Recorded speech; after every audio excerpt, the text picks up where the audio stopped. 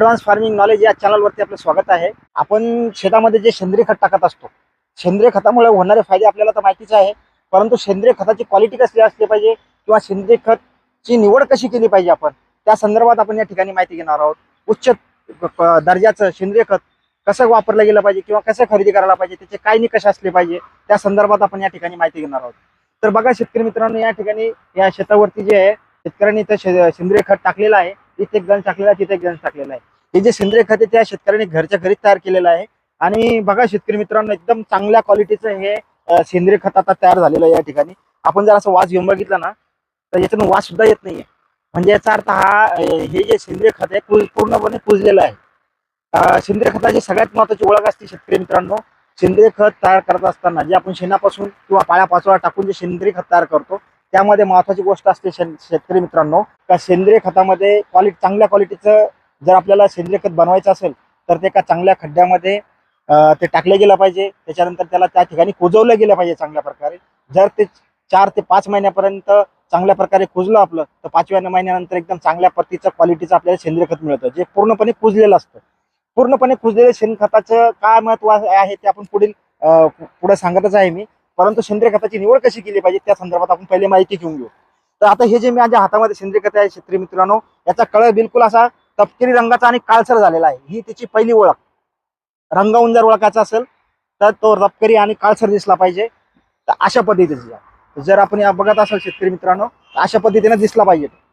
तर अशा पद्धतीची जर क्वालिटी आली शेतकरी मित्रांनो, तर आपल्याला तर हे समजून घ्यायचे पहिले निकष रंगावरून. आणि दुसरी गोष्ट सांगितली, त्याचा वास घ्यायचा. वास आला नाही पाहिजे आपल्याला. वास जर नाही आला याचा अर्थ पूर्णपणे कुजलेला आहे. त्याचं जे आहे तो पूर्णपणे एकदम चांगल्या प्रकारचं सेंद्रिय खत तयार झालेलं आहे. हे एक दुसरी गोष्ट. अशा पद्धतीने जर सेंद्रिय खत तयार झालं तर ते वजनाला हलकं होऊन जातं शेतकरी मित्रांनो वाळल्यानंतर. जसं त्याच्यामध्ये कुठल्याच प्रकारचं आता कुजण्यासाठी काही राहिलेलं नाही अवशेष, म्हणजे पूर्णपणे कुजलेलं आहे. तर अशा प्रकारचं जर सेंद्रिय खत आपल्याला मिळालं तर आपल्या शेतामध्ये विकत घेऊन टाका किंवा घरच्या घरी तयार करा. अशा पद्धतीनं आपल्याला त्याचा जास्त फायदा होईल. हा झाला शेतकरी मित्रांनो सेंद्रिय खत कसं ओळखायचं एकदम चांगल्या क्वालिटीचं, हा आपल्याला माहिती दिली. जसं मी सुरुवातीला सांगितल्याप्रमाणे गड्ड्यात त्याला आपल्याला चांगलं कुजून घ्यायचं आहे. त्याला प्रोसेस व्हायला कमीत कमी 5 ते 5.5 महिने पर्यंत टाइम लागतो.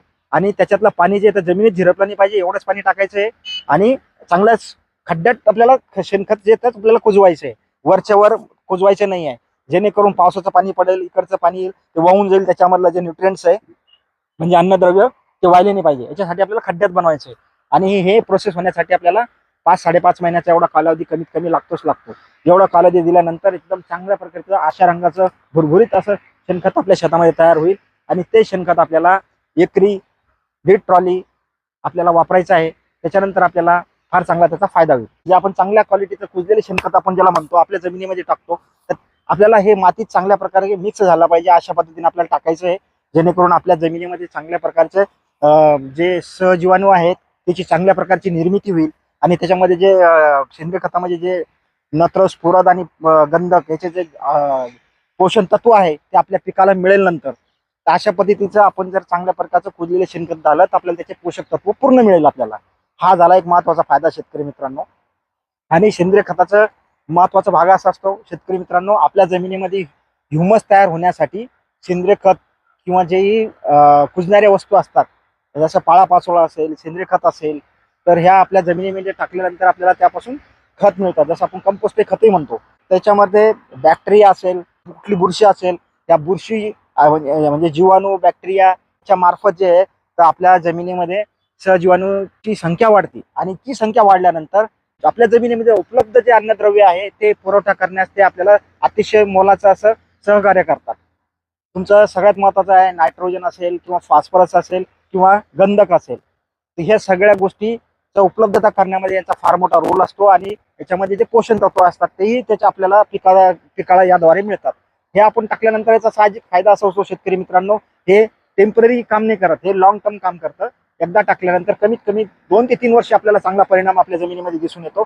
त्यामुळे आपण हे प्रत्येक वर्षी आपल्याला शक्य होईल तेवढं आपण शेणखत टाकलं पाहिजे. कमीत कमी टाकलं शेतकरी मित्रांनो तर आपल्याला कमी फायदा होईल. परंतु जर आपण एक व्यवस्थित प्रकारे चांगलं कुजलेलं शेणखत जर टाकलं, एक 2 ते 2.5 ट्रॉली प्रति हेक्टरी एवढं जरी टाकलं कमीत कमी, तरी आपल्याला चांगला फायदा होऊ शकतो. म्हणजे आपण कमीत कमी 1.5 ट्रॉली एकरी शेणखत टाकलं गेलं पाहिजे, तर आपल्याला चांगला रिझल्ट आपल्या शेतामध्ये दिसून येईल. शेणखताचं फार महत्व आहे शेतकरी मित्रांनो. शेणखताशिवाय कुठल्याच खताचं, आपण जे रासायनिक खत टाकतो त्याचा पाहिजे तेवढा आपल्याला फायदा घेता येत नाही. जर आपण सेंद्रिय खताची जोड लावली त्याला, तर आपल्याला जास्त फायदा करून घेता येईल. मग आपण सेंद्रिय खत जर त्याच्यात सेंद्रिय खत जर आपल्या जमिनीत असेल, तर आपण रासायनिक खत जर आपण कमी प्रमाणातही टाकलं तरी आपल्याला त्याचे बेनिफिट्स आणि त्याचा फायदा आपल्याला जास्त पटीनं घेता येतो. रासायनिक खतावरचा खर्च आपल्याला कमी करता येईल आणि सेंद्रिय खताचा जो आपण जोड लावली त्याच्यामुळे आपल्याला भरगच्च असं चांगलं उत्पादन मिळेल आणि रोगप्रतिकार क्षमताही चांगली वाढते पिकाची. आणि पिकाचं जे विगर येतं, म्हणजे त्याचं जे ताकदीनं जे झाड वाढतं, त्याच्यात जे अंगची ताकद येते ती वेगळीच असते शेतकरी मित्रांनो. आणि मालाची क्वालिटी, म्हणजे मालाची प्रत, उत्पन्नात भर, या सगळ्या गोष्टीचा फार मोठा सेंद्रिय खतामुळे आपल्याला फायदा होतो. जर चांगलं कुजलेलं असेल तर ते आपल्याला रेडी टू यूज झालेलं असतं, म्हणजे आपल्याला परत शेतामध्ये जाऊन ते कुजणार नसतं. म्हणजे आपल्या जमिनीमध्ये जे टेम्पररी डिफिशियन्सी येते ते कुजवण्यासाठी जी नायट्रोजन यूज केलं जातं जमिनीद्वारे, तर त्या ठिकाणी ते नायट्रोजनचा वापर होत नाही. त्याच्यामुळे आपल्याला शेतामध्ये टेम्पररी डिफिशियन्सी येण्याचा जे भाग असतो ते त्या ठिकाणी होत नाही. त्याच्यामुळं कुजलेलं शेण टाकलं पाहिजे, हा फार महत्वाचा विषय आहे. जर आपण अर्धवट कुजलेलं शेणखत जर आपल्या जमिनीत टाकलं तर ते शेणखत कुजवण्यासाठी त्याच्यामध्ये कार्बन असतो आणि त्या कार्बनचं ह्युमस तयार होत असतं शेवटी. तर ते कार्बनवर जे बॅक्टेरिया, कार्बन आलं म्हणजे त्या ठिकाणी बॅक्टेरिया येणार शेतकरी मित्रांनो, बुरशी तयार होणार. आणि ती बुरशीची एकदा उत्पत्ती झाली तर त्यांना मग त्याची काही वाढ झाल्यानंतर त्यांना जे नायट्रोजनची आवश्यकता असते. तर त्यावेळेस जर आपल्या जमिनीतला नायट्रोजन वापरला गेला तर आपल्या शेतामध्ये जर उभं पीक असेल त्यावेळेस, तर त्या ठिकाणी टेम्पररी नायट्रोजन डिफिशियन्सी येऊ शकते. तर त्यामुळे आपल्याला जे आहे ते चांगलं कुजलेलं शेणखत घालायचं आहे, जेणेकरून ते लगेच टाकल्यानंतर आपल्या पिकाला उपलब्ध होईल. त्याच्यात आपल्याला कुठल्याही प्रकारचा टेम्पररी डिफिशियन्सीचा प्रॉब्लेम येणार नाही, नायट्रोजन डिफिशियन्सीचा. तर यासाठी आपल्याला चांगलं कुजलेलं शेणखत टाकायचं शेतकरी मित्रांनो, हे फार महत्वाचं आहे. तर शेतकरी मित्रांना दिलेली माहिती जर आपल्याला आवडली असेल तर चॅनलला लाईक आणि सबस्क्राईब करण्यास विसरू नका. धन्यवाद.